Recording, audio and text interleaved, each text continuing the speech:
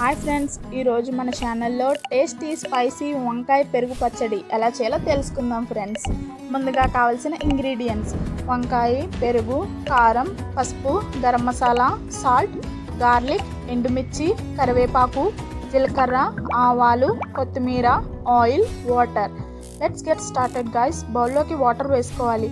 1/2 tea spoon salt వేసుకోవాలి. వంకాయని cut చేసుకోవాలి, వాటర్లో వేసుకోవాలి. ప్లేట్ తీసుకుని 3 టీ స్పూన్ కారం, 1/2 టీ స్పూన్ పసుపు, 1 teaspoon garam masala, 2 teaspoon salt, 5 teaspoon oil వేసుకుని బాగా కలుపుకోవాలి.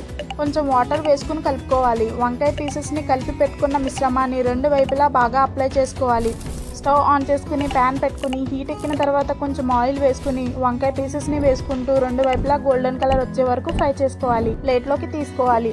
స్టవ్ ఆఫ్ చేసుకోవాలి. పెరుగులో 1/2 టీ స్పూన్ సాల్ట్ వేసుకోవాలి. బాగా కలుపుకోవాలి. వాటర్ వేసుకుంటూ కలుపుకోవాలి.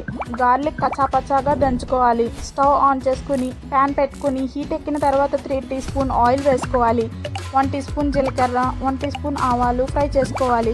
గార్లిక్ బాగా వేయించుకోవాలి. ఎండుమిర్చి వేసుకోవాలి. కరివేపాకు వేసుకోవాలి. చిటికెడు పసుపు వేసుకోవాలి.